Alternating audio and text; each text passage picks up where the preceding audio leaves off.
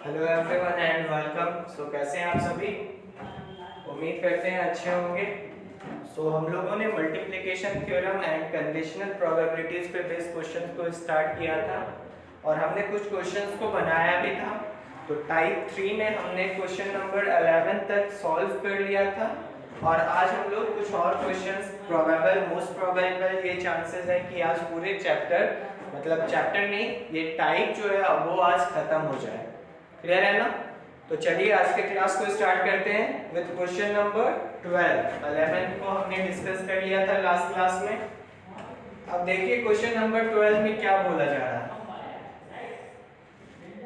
अ bag contain 8 white, कोई bag है और इस बैग में क्या है? 8 वाइट बॉल है, 4 ब्लैक बॉल है, 6 येलो बॉल है एंड 6 येलो बॉल है एंड 6 रेड बॉल है।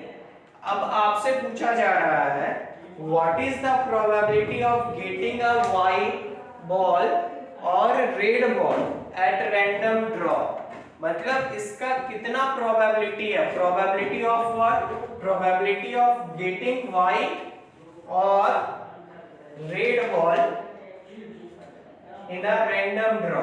जब बॉल को निकाला गया तो इसका कितना प्रोबेबिलिटी है कि वो बॉल व्हाइट होगा या फिर रेड होगा। तो मैंने आपको क्या बताया था, ये डायरेक्ट क्या हो गया, एडिशन थ्योरम का क्वेश्चन हो गया और लग गया। और मैंने आपको फॉर्मूला क्या बताया था कि जो भी इवेंट है उसका प्रोबेबिलिटी आप निकालेंगे और फिर ऐड करेंगे। क्लियर है? अब आप खुद बताओ कि इस केस में कॉमन तो हो नहीं सकता, ऐसा नहीं हो सकता जो व्हाइट बॉल है वही रेड बॉल होगा और जो रेड बॉल है वही व्हाइट बॉल होगा, ये नहीं हो सकता है। तो इसका मतलब क्या हो गया कि हम लोग डायरेक्ट इसी फॉर्मूला को सॉल्व करेंगे, प्रोबेबिलिटी ऑफ व्हाइट बॉल निकालेंगे, प्रोबेबिलिटी ऑफ रेड बॉल निकालेंगे और उसको ऐड करेंगे। क्लियर है ना? तो अब आप इसको करिएगा नेटवर्क के रूप में रहा, ये कुछ अब है नहीं।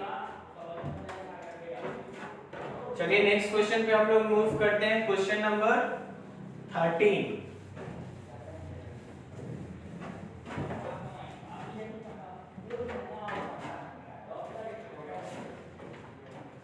देखिए क्वेश्चन नंबर 13 में आपसे क्या बोला जा रहा है, what is the probability of getting all the tails in 5 throws of a coin. बहुत ही मजेदार क्वेश्चन है। ऐसे क्वेश्चंस को हम लोग जनरली बर्नौली स्टाइल से बनाते हैं और बहुत ही इंपॉर्टेंट टॉपिक है जो कि हम लोग जस्ट 1 से 2 क्लास के बाद पढ़ने वाले हैं, डिस्कस करने वाले हैं।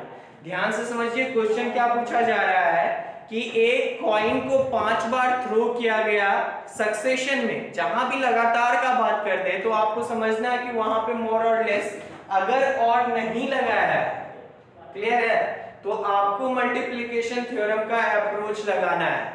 तो ध्यान से देखिए क्वेश्चन क्या पूछा जा रहा है कि what is the probability of getting all the tails in 5 throws of a coin. सभी पांचों का पांचों आप 5 बार थ्रो कर रहे हैं, पांचों बार टेल आए, इसका कितना प्रोबेबिलिटी है ये आपसे पूछा जा रहा है। तो इसका मतलब क्या हो गया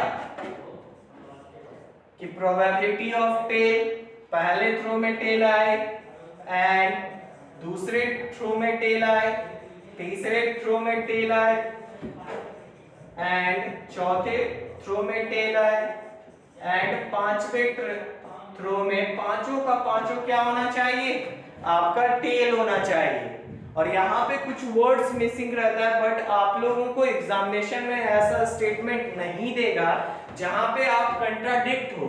क्लियर है ना? तो आपको परेशान नहीं होना कि सर यहाँ पे क्वेश्चन में ये मिस कर दिया है, ये थोड़ा सा छूट गया, तो आपको थोड़ा सा उतना ज्यादा हैवी लोड नहीं लेना है। अब आप मेरे को बताइए कि पहला एक बार थ्रो किया गया और उस थ्रो में टेल आने का प्रोबेबिलिटी क्या होगा, probability of getting first tail in a first throw of dice, इसी तरीके से मल्टीप्लाई हो जाएगा सारा।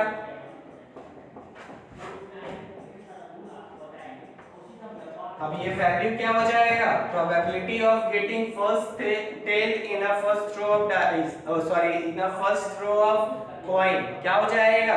तो आप बोलेंगे सर जब कॉइन को थ्रो किया जाता है उसमें टेल आने का एक ही चांसेस है, दैट इज 1/2।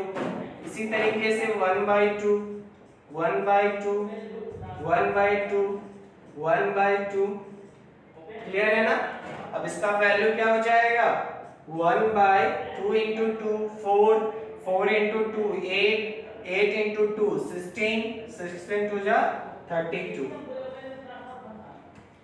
तो ये इसका वैल्यू हो गया। आई होप आप समझ पाए होंगे, कुछ है नहीं इस क्वेश्चन में। पहले थ्रो में टेल आने का प्रोबेबिलिटी वो भी 1/2, फिर से थ्रो किए फिर से टेल आने का प्रोबेबिलिटी 1/2, फिर से थ्रो किए फिर से टेल आने का प्रोबेबिलिटी 1/2। तो ये जो है रेंडमली सक्सेसिव वर्क किया जा रहा है, रेंडमली 5 बार सक्सेशन में थ्रो किया गया और आपसे पूछा जा रहा है कि पांचों बार लगातार टेल आए, पांचों का पांचों टेल आए, इसका कितना प्रोबेबिलिटी होगा ये बताइए। तो आई होप आप समझ पाए होंगे इस क्वेश्चन को। चलिए नेक्स्ट क्वेश्चन पे मूव किया जाए।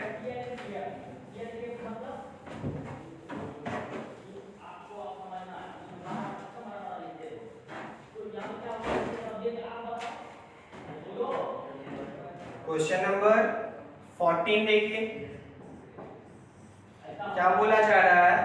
अ डाइस इज थ्रोन ट्वाइस, कोई एक डाइस है उसको 2 बार थ्रो किया गया।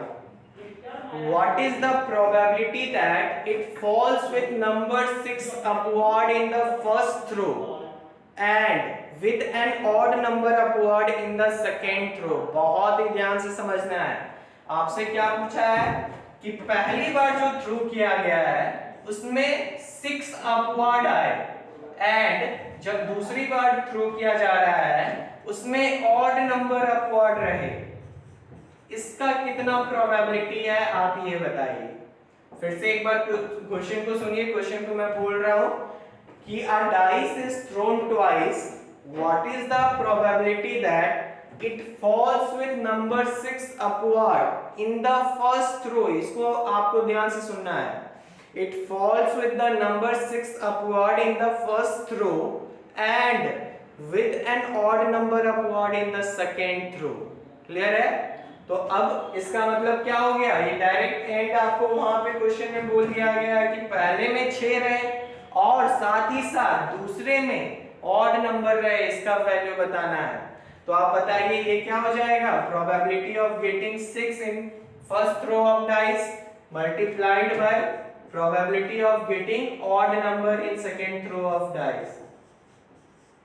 ये क्या हो जाएगा, तो 6 आने का प्रोबेबिलिटी 1/6 और ऑड नंबर आने का, तो आप खुद सोचिए जब डाइस को थ्रो किया जाएगा तो क्या क्या नंबर, क्या क्या पॉसिबिलिटीज हैं आने के, तो 1 2 3 4 5 6।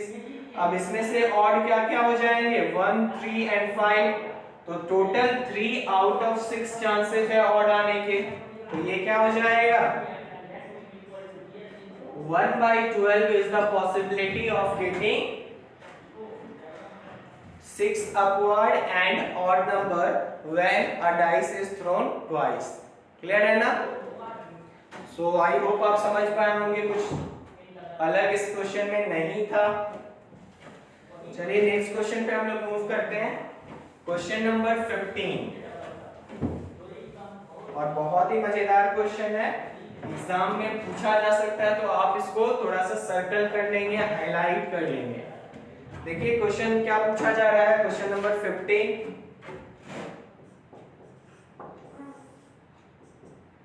बोलता है ए स्पीक ट्रुथ इन 50% केसेस। कोई ए नाम का बंदा है और वो ट्रुथ बोलता है, उसका चांसेस कितना है, जो भी बोलता है वो सच बोलता है, उसका चांसेस कितना है 50%।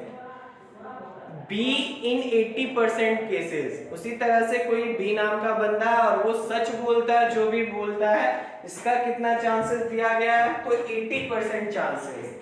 अब आपसे क्वेश्चन बोला जा रहा है in what percent of cases they likely to contradict each other in stating the same fact। बहुत ही मजेदार क्वेश्चन है, आप समझो बात को। कॉन्ट्राडिक्ट करेगा, यहाँ पे दो बंदा को हमने खड़ा कर दिया और बोला कि भाई साहब ये सच बोलता है, इसका प्रोबेबिलिटी 20% है, और ये सच बोलता है, इसका प्रोबेबिलिटी कितना है, तो वो 50% है। 20% था नहीं, 80% और 50% दिया गया। अब बोलता है कि कोई भी एक बात इन दोनों को बोलना है, तो उस सेम बात को बोलने में एक दूसरे को कंट्राडिक्ट करेगा, इसका कितना चांसेस है ये बताइए। अब आप थोड़ा सा ध्यान से समझिए बातों को। प्रोबेबिलिटी ऑफ कंट्राडिक्टिंग ईच अदर, हमको इसका वैल्यू निकालना है। कंट्राडिक्शन आप लिख लेंगे डायरेक्ट। अब कंट्राडिक्शन कब होगा? जब एक जो बोल रहा होगा वो सच होगा और दूसरा जो बोल रहा होगा झूठ होगा, तभी कंट्राडिक्ट होगा। मतलब मेल नहीं खाएगा। कंट्राडिक्ट का मतलब कुछ नहीं है। कंट्राडिक्ट का मतलब जो बोला जा रहा है वो एक दूसरे से मेल नहीं खा रहा है। तो इसका मतलब ये तभी होगा जब कोई एक सच बोल रहा होगा और दूसरा झूठ बोल रहा होगा। क्लियर है ना? तो यहाँ पे कितने केसेस बनेंगे आप खुद सोचिए। एक केस हो सकता है जब ए सच बोल रहा हो लेकिन एंड बी झूठ बोल रहा हो। क्या एक ही केस बनेगा? तो आप क्या बोलेंगे? नहीं सर। और एक और केस इस क्वेश्चन में बनेगा, इस स्टेटमेंट से बनेगा। क्या बनेगा? जब बी सच बोल रहा हो एंड ए झूठ बोल रहा होगा, तभी कंट्राडिक्शन हो रहा होगा। क्लियर है ना? अब आप देखिए, आपको डाटा क्या क्या दिया गया है। तो आपको बोला गया है कि ए ट्रूथ बोलता है, इसका कितना प्रोबेबिलिटी है? 50%। और बी ट्रूथ बोलता है, इसका कितना प्रोबेबिलिटी है? 80%। अब आप मेरे को बताइए, अगर 50% चांसेस है कि ए जो भी बोलता है सच बोलता है, तो इसका कितना चांसेस होगा कि वो जो भी बोलेगा गलत बोलेगा? तो आप क्या बोलेंगे? 50%, that is 100 minus 50, that is 50%। इसी तरीके से बी जो भी बोलेगा वो गलत बोलेगा, झूठ बोलेगा, इसका कितना चांसेस होगा? तो आप क्या बोलेंगे? 20%। अब थोड़ा सा आप इसको हम लोग डाटा में लिखते हैं। अगर हम लोग लिखते हैं PA, probability of speaking truth by a, ये क्या हो जाएगा? 50%। 50% बोलने का मतलब क्या हो गया? 50/100, दैट इज 0 0 कैंसिल 1/2। इसी तरीके से probability of speaking truth by B, इसका वैल्यू क्या हो जाएगा? 80% है, तो 80/100। 4 2 जा 8, 5 2 जा 10, 4/5 हो गया। क्लियर है? अब निकालते हैं ए झूठ बोलेगा, इसका कितना प्रोबेबिलिटी है? तो आप 1 माइनस 1/2 भी कर सकते हो, या फिर 50% हमने निकाला है तो 50% को आप क्या कर सकते हैं? फ्रैक्शन में कन्वर्ट कर सकते हैं। ये क्या हो जाएगा? 0 0 कैंसिल 5/10, दैट इज 1/2। इसी तरीके से बी झूठ बोलेगा, इसका कितना प्रोबेबिलिटी हो जाएगा? तो 20% आया है, दैट इज 20/100, दैट इज 1/5। अब इस क्वेश्चन को हम लोग सॉल्व करेंगे। ये क्या होगा? तो probability that A will speak truth, तो ए सच बोलेगा, इसका कितना चांसेस है? 1/2। साथ में बी झूठ बोले, तभी कंट्राडिक्ट करेगा एक दूसरे को। तो बी झूठ बोलेगा, उसका प्रोबेबिलिटी कितना आया है हम लोगों को? 1/5। तो 1/2 इंटू 1/5 और लग गया। और में क्या करते हैं हम लोग? ऐड करते हैं। तो एक और चांसेस है। चांसेस क्या है? जब बी सच बोलेगा और ए जो है वो झूठ बोलेगा, फिर भी कंट्राडिक्शन होगा। तो अब बी सच बोलेगा, इसका चांसेस कितना है? तो 4/5। और ए झूठ बोलेगा, इसका चांसेस कितना है? 1/2। ये क्या हो गया? 1 into 1 1/10 plus 4 into 1 4/10, that is 5/10, that is 1/2। ठीक है ना? ये क्या हो गया? ये चांसेस है, आपके प्रोबेबिलिटी है कि एक दूसरे को कंट्राडिक्ट करेगा। अगर आप इसी को फ्रैक्शन में कन्वर्ट करना चाहते हो तो ये क्या हो जाएगा? 1/2 इंटू 100, दैट इज 50%। क्लियर है ना? 1/2 बोलने का मतलब क्या होता है? 50%। तो 50% चांसेस है कि वो एक दूसरे को कंट्राडिक्ट करेगा। क्लियर है? आई होप आप समझ पाए होंगे। क्वेश्चन अच्छा था तो आप इसको थोड़ा सा अंडरलाइन कर लेंगे।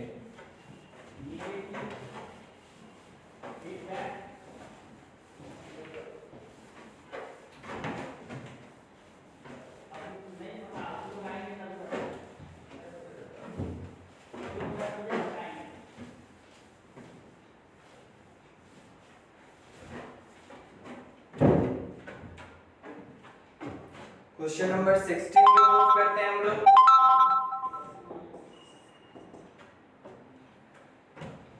क्वेश्चन नंबर 16 में क्या बोला जा रहा है कि कोई एक बैग है, a bag contain 10 items of which 3 are defective. कोई एक बैग है जिसमें 10 आइटम है और उस 10 में 3 ऐसा आइटम है जो कि डिफेक्टिव है। क्लियर है ना? अब बोला जा रहा है आपसे कि 3 items are chosen from the lot at random, one after another without replacement. बहुत बड़ा तगड़ा कंडीशन लगा दिया फिर से, तो ध्यान से सुनिएगा। फिर से क्या बोला जा रहा है?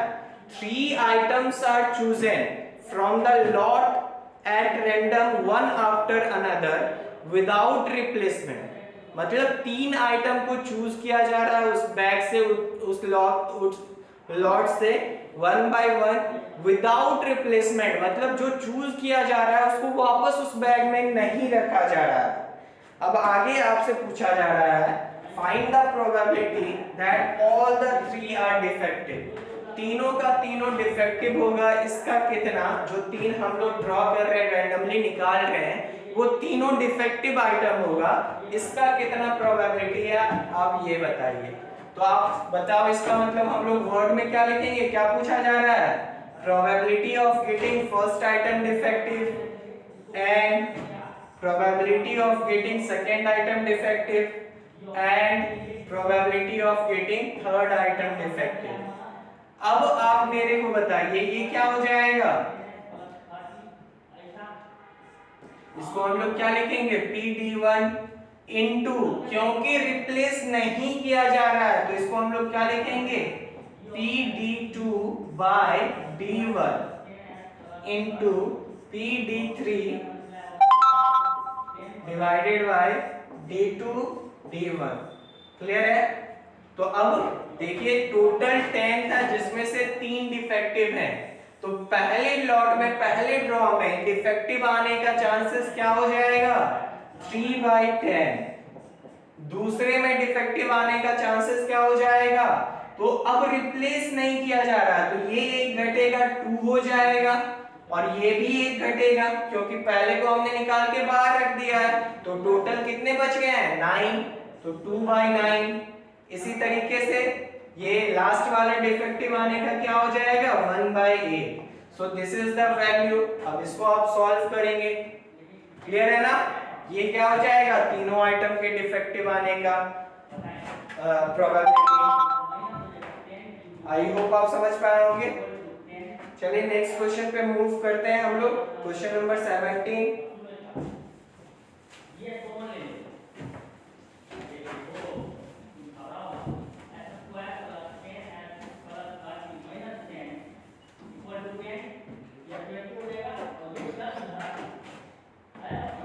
देखिए क्वेश्चन नंबर 17 में क्या बोला जा रहा है?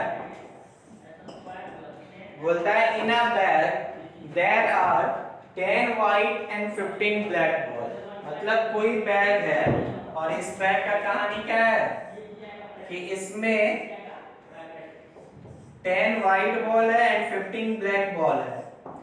If they are drawn at a time and the ball placed after each draw. बहुत ही ध्यान से, ये दूसरा कंडीशन हो गया जब बॉल को वापस रख दिया जा रहा है। क्लियर है ना? एक बार फिर से क्वेश्चन को सुनिए। In a bag there are 10 white and 15 black ball. If they are drawn at a time and the ball is placed after each draw. Ball को वापस हर ड्रॉ के बाद वापस बैग में डाल दिया जा रहा है।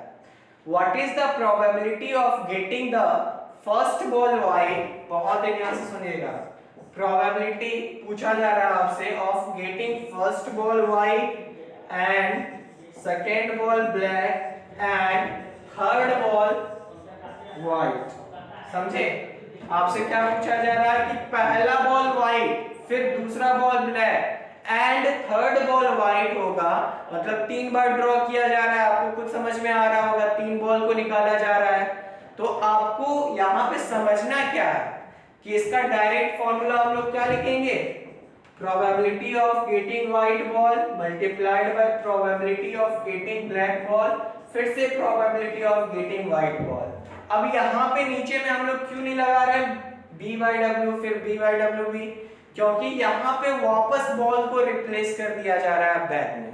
तो डायरेक्ट हम लोग इंडिविजुअली का प्रोबेबिलिटी निकालेंगे और मल्टीप्लाई कर देंगे उसको। तो अब आप मेरे को बताइए, एक पहला बॉल पहले ड्रॉ में व्हाइट बॉल आने का प्रोबेबिलिटी क्या होगा। तो आप क्या बोलेंगे, सर टोटल बॉल 25 है, 10 + 15 25, और जिसमें से व्हाइट बॉल 10 है। तो अगर ये 10 में कोई भी आ जाए मेरा बात बन जाएगा। तो हम क्या बोलेंगे, पहला व्हाइट बॉल आने का प्रोबेबिलिटी क्या हो जाएगा, 10/25। इसी तरीके से दूसरा ड्रॉ किया गया और उसको वापस जहां यहाँ पे याद क्या रखना है कि पहले बार जो ड्रॉ किया गया होगा उसको वापस बैग में रख दिया गया है। और अब आपसे पूछा जा रहा है कि दूसरा बार फिर एक बॉल निकाले। अब ये बॉल ब्लैक आएगा, इसका कितना प्रोबेबिलिटी है। तो आप मेरे को बताओ, टोटल बॉल तो अभी भी 25 रहेगा, क्यों, क्योंकि वापस बॉल को रख दिया गया पहले ड्रॉ के बाद। अब इस में आपसे पूछा क्या जा रहा है, ब्लैक बॉल का प्रोबेबिलिटी, और ब्लैक बॉल कितने हैं, 15। तो ब्लैक बॉल का प्रोबेबिलिटी क्या हो जाएगा, 15/25। फिर व्हाइट बॉल आने का प्रोबेबिलिटी, तो ध्यान से देखिए व्हाइट बॉल आने का प्रोबेबिलिटी क्या हो जाएगा, 10/25। So this is the value of getting first ball white, first ball black and first ball again the ball is white। Clear है ना, पहला बॉल व्हाइट, दूसरा बॉल ब्लैक एंड अगेन फिर से व्हाइट बॉल आने का प्रोबेबिलिटी क्या होगा, ये होगा। तो आपको यहाँ पे याद क्या रखना है, यहाँ कंडीशन क्या था, रिप्लेसमेंट का कंडीशन था, मतलब जो निकाला जा रहा है उसको वापस उसमें रख दिया जा रहा है। क्लियर है ना, आई होप आप समझ पाए होंगे। चलिए नेक्स्ट क्वेश्चन पे हम लोग मूव करते हैं।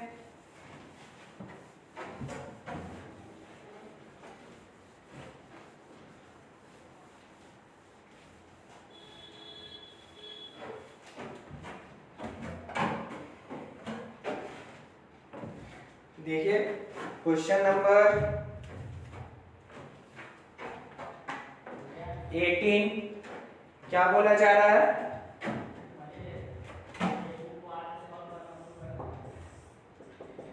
in a bag there are 5 red and 3 white ball। बोला जा रहा है आपसे कि कोई एक बैग है और इस बैग में क्या है, 5 रेड बॉल है और 3 व्हाइट बॉल है। Find the probability that the first ball is red, second white, third red and so on. आपसे पूछा जा रहा है if they are drawn in succession and I hope मैंने आपको ये क्वेश्चन बताया हुआ है। मतलब यहाँ पे टोटल 8 बॉल है और आपको स्टार्ट किससे करना है, आपको स्टार्ट करना है first ball red and second ball white and third ball red. इसी तरीके से आप टोटल कितना तक लेके जाओगे, टोटल 8 बॉल है तो 8 तक आप लेते जाइएगा, फिर सारे के प्रोबेबिलिटीज को निकालते जाइएगा, मल्टीप्लाई करते जाइएगा। तो आई होप आप इसको बना लेंगे, एक बार खुद से ट्राई करना है, क्योंकि मेरे अनुसार शायद मैंने इस क्वेश्चन को आपको पहले भी बताया है। तो एक बार कोशिश करना है आपको खुद से, फिर बताइएगा आपसे बनता है या नहीं।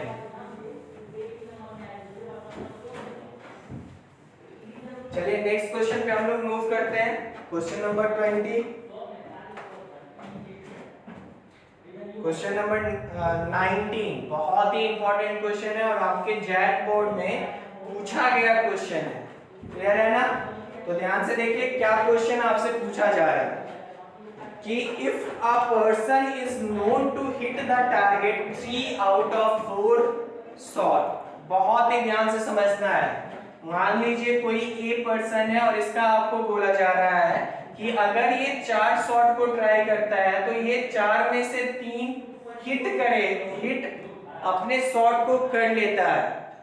आपको इनडायरेक्टली ये क्या बता रहा है, ये प्रोबेबिलिटी बता रहा है। Probability of what, probability of being hit the target. और क्या हो जाएगा 3/4।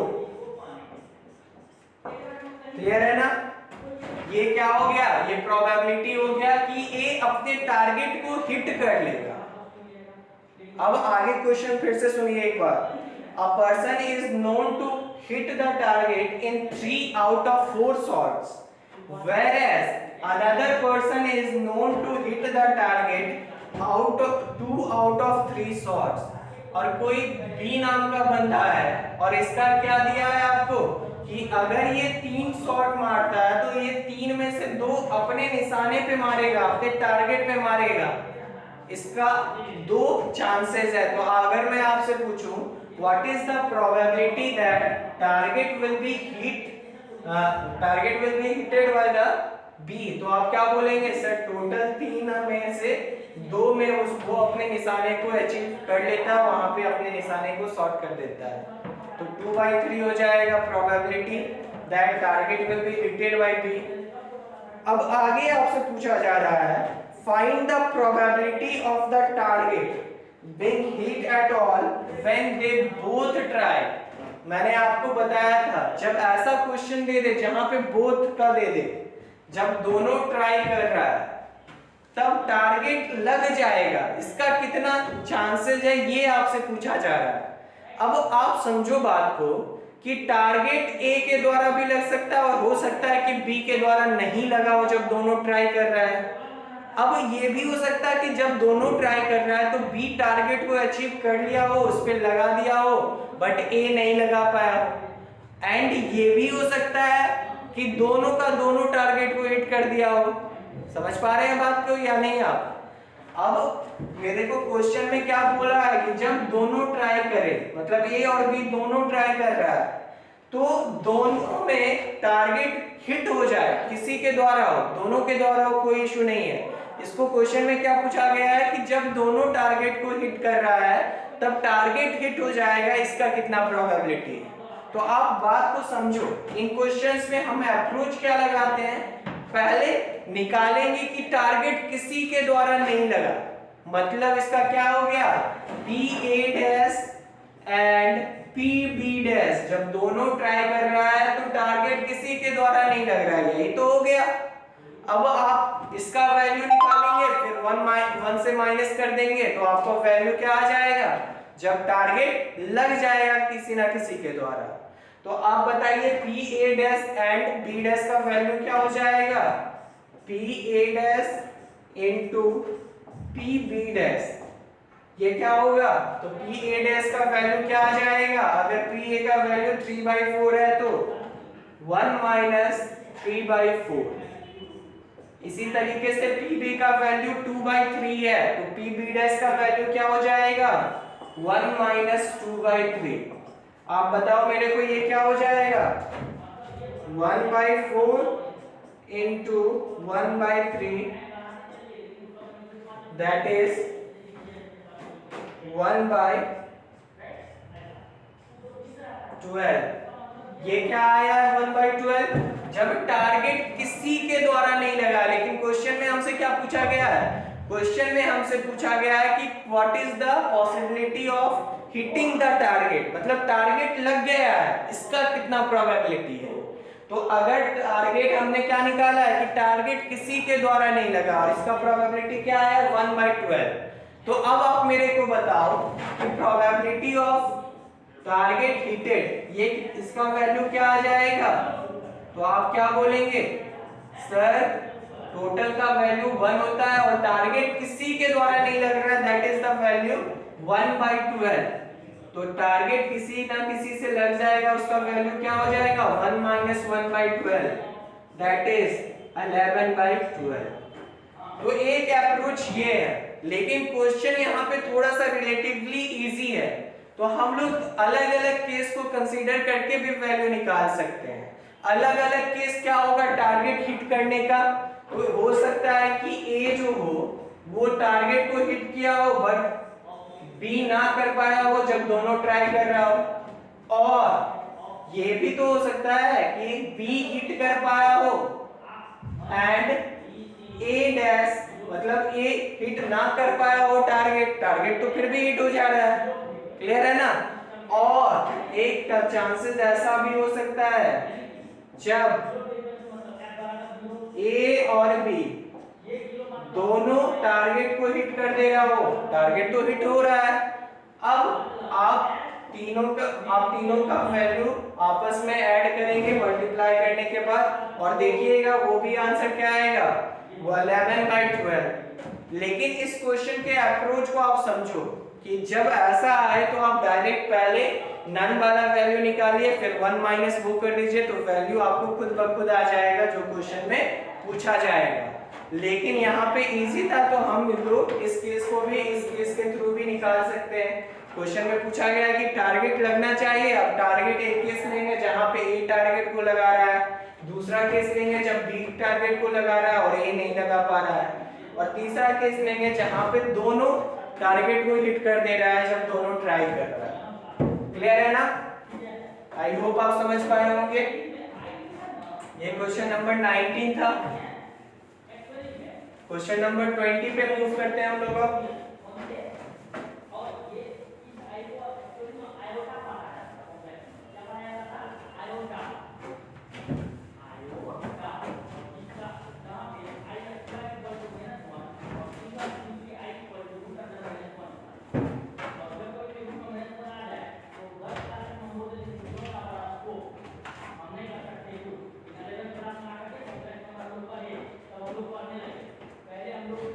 नेक्स्ट क्वेश्चन देखिए क्या बोला जा रहा है कि it is 8 to 5 against a person who is now 40 years old living till he is 70।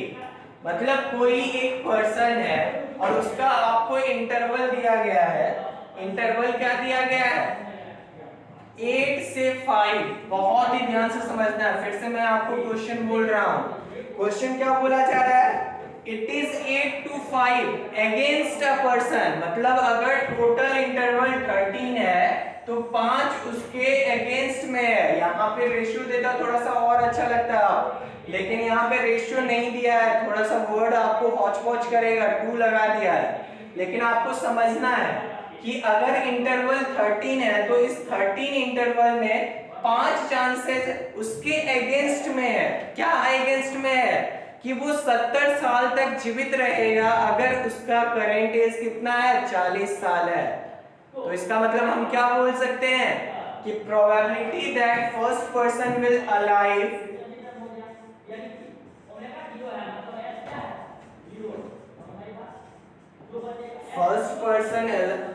person will alive after 30 year क्या हो जाएगा?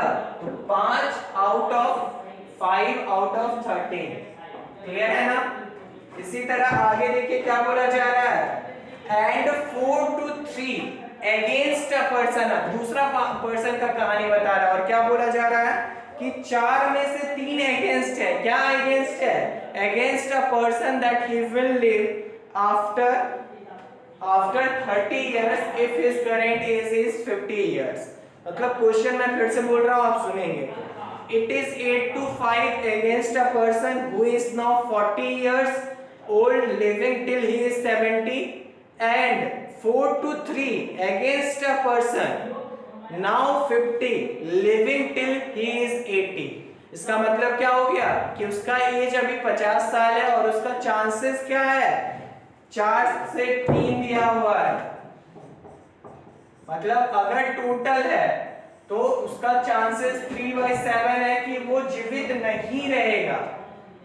सॉरी, ये डाटा उल्टा हो गया, विल नॉट अलाइव आप लिख लेंगे। ये 5/13 जो वैल्यू है वो किसका वैल्यू है? 5 अगेंस्ट है, 3 अगेंस्ट है, मतलब 3/7।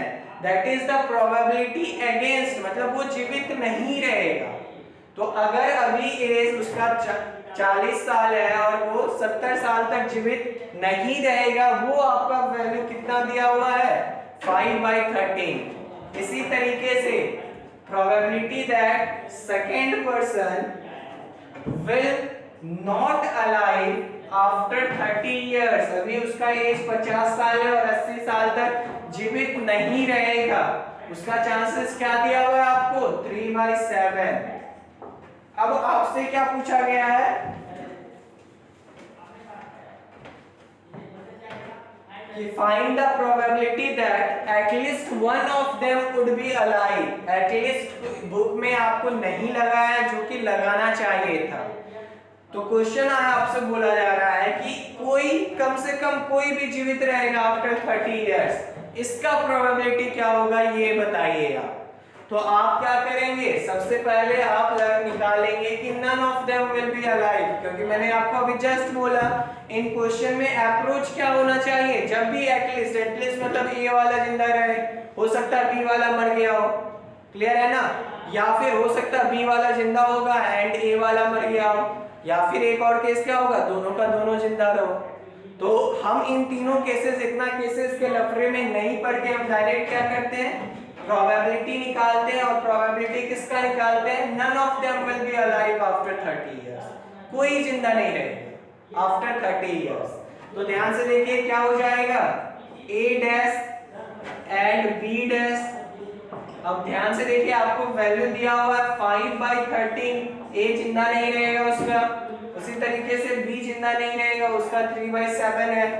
अब आपसे पूछा है कि कोई ना कोई जिंदा रहेगा, उसका वैल्यू आपसे पूछा जा रहा है, तो अब हम लोग क्या करेंगे 1 - 15/91, तो ये हमारा वैल्यू हो जाएगा, क्लियर है ना।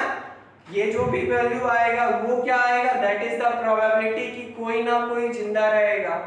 तो ये इन क्वेश्चन में आपका अप्रोच क्या होता है, सबसे पहले आप उल्टा निकालते हो, जो क्वेश्चन पूछा जा रहा है उसके अपोजिट निकालते हो, फिर 1 से माइनस करके हम लोग जो क्वेश्चन पूछा जा रहा है उसका वैल्यू हम लोग निकालते हैं, क्लियर है ना। आई होप आप समझ पाए होंगे। तो आंसर क्या हो जाएगा, कोई ना कोई जीवित रहेगा उसका 91 - 15 that is 6 7। 76/91 is the probability that any one person will be alive after 30 years, clear है ना। अब देखिए 21 भी बताया गया, ये आपका नेटवर्क के रूप में रहेगा। क्वेश्चन मैं आपको पढ़ देता हूँ, क्या बोला जा रहा है, a problem in a statistic is given to 3 student। कोई एक प्रॉब्लम दिया गया है स्टैटिस्टिक का 3 स्टूडेंट को, ABC नाम दिया हुआ है, उस chances of solving it are 1/2, 1/3 and 1/4 respectively. What is the probability that problem will be solve. तो फिर वही अप्रोच, सबसे पहले हम लोग क्या निकालेंगे, problem is not solved bye anyone, जब कोई भी प्रॉब्लम को सॉल्व ना कर पाए, फिर उसको 1 में से माइनस करेंगे and we will get the value, किसका वैल्यू हम लोगों को आ जाएगा, प्रोबेबिलिटी कि प्रॉब्लम सॉल्व हो जाएगा किसी के द्वारा।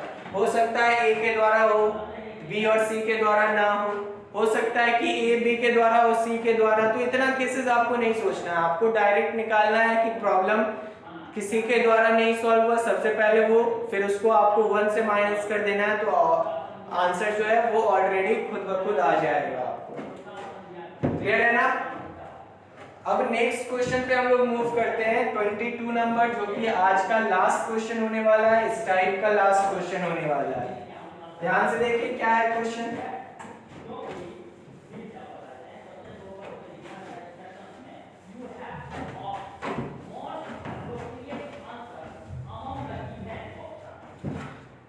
बोलता है अ बॉक्स कंटेन्स 6 टिकट, कोई बॉक्स है और उसमें क्या है 6 टिकट है, ध्यान से समझना है। 2 of the tickets carry a price of ₹5 each। यहाँ पे 6 टिकट है और 6 में से 2 टिकट का प्राइस कितना है, ₹5 ईच, मतलब हर एक का 5-5 है। उसी तरीके से आगे बोला जा रहा है कि the other 4 prices are of ₹1 और बाकी का 4 जो है उसका प्राइस क्या है, 1 रुपये प्रति टिकट। अब बोलता है if one ticket is drawn what is the expected value of the price. अब आपसे पूछा जा रहा है कि अगर एक टिकट ड्रॉ किया गया तो उसका एक्सपेक्टेड वैल्यू क्या होगा ये बताना है, आपको प्रोबेबिलिटी पूछा जा रहा है। तो अब आप जब एक टिकट को निकालेंगे तो सबसे पहले क्या होगा कि the ticket can be of value 1 रुपये वैल्यू वाला हो, या फिर ये भी तो हो सकता है the ticket can be of value of ₹5, 5 रुपये वाला वैल्यू का टिकट हो। क्लियर है ना। अब आप मेरे को बताइए 1 रुपया वाला जो टिकट है उसका आने का चांसेस क्या होगा। तो आप क्या बोलेंगे, सर टोटल 4 टिकट है और टोटल 6 टिकट है जिसमें 4 टिकट क्या है 1 रुपये वाले हैं। तो 1 रुपये वाले टिकट के आने का प्रोबेबिलिटी क्या हो जाएगा 4/6। यहाँ पे प्लस करेंगे क्योंकि 1 रुपये वाला भी आ सकता है और 5 रुपये वाला भी आ सकता है जब आप सिंपली एक टिकट को ड्रॉ कर रहे हो। क्लियर है ना। तो 4/6 अब और है तो प्लस हमने किया 5 वाले टिकट के आने का कितना प्रोबेबिलिटी होगा। तो आप क्या बोलेंगे, सर टोटल 6 टिकट है जिसमें से 2 5 वाले हैं मतलब 2/6। लेकिन आपसे क्वेश्चन ये नहीं पूछा, आपसे अगर क्वेश्चन पूछता what is the probability of getting any ticket, तब हम ये बोलते हैं कि प्रोबेबिलिटी 1 वाले भी टिकट भी आ सकता है और 5 वाले भी आ सकता है। So that will be 4/6 plus 2/6। आपसे क्वेश्चन क्या पूछा आप वो समझो। आपसे पूछा है एक्सपेक्टेड वैल्यू, ये जो टिकट ये तो आ सकता है लेकिन इसका वैल्यू कितना होगा ये पूछा है। तो आप बताइए ये क्या आया है, ये 1 रुपये वाला टिकट आने का प्रोबेबिलिटी है। क्लियर है ना। और ये जो 1 रुपये के आने वाला का प्रोबेबिलिटी है इसका वैल्यू क्या होगा। तो ऑब्वियसली 1 रुपये का टिकट है तो वैल्यू भी तो 1 होगा, तो हम इसको क्या करेंगे मल्टीप्लाइड बाय 1। इसी तरीके से 2/6 ये क्या है प्रोबेबिलिटी कि वो 5 रुपये वाला जो टिकट निकाला जा रहा है वो 5 रुपये वाला टिकट है। तो 5 रुपये वाला टिकट आने का प्रोबेबिलिटी 2/6 है और इसका वैल्यू कितना होगा। तो एक टिकट का वैल्यू खुद में क्या है 5 रुपये है, तो वो 2/6 मल्टीप्लाइड बाय 5। क्लियर है ना। So this is the expected value of the ticket that randomly can be drawn. Clear है ना। तो यही क्या होगा एक्सपेक्टेड वैल्यू हो जाएगा टिकट का 4/6 plus 10/6 that is 14/6 7/3 that is 2 point something, यही एक्सपेक्टेड वैल्यू होगा। तो आपको अपने आप को अरेंज करना है सही तरीके से। आप एक पैटर्न में समझो, सबसे पहले 6 टिकट था जिसमें से 2 टिकट क्या है 1 रुपये वाले हैं और 4 टिकट क्या है 4 टिकट 1 रुपये वाले हैं और 2 टिकट 5 वाले हैं।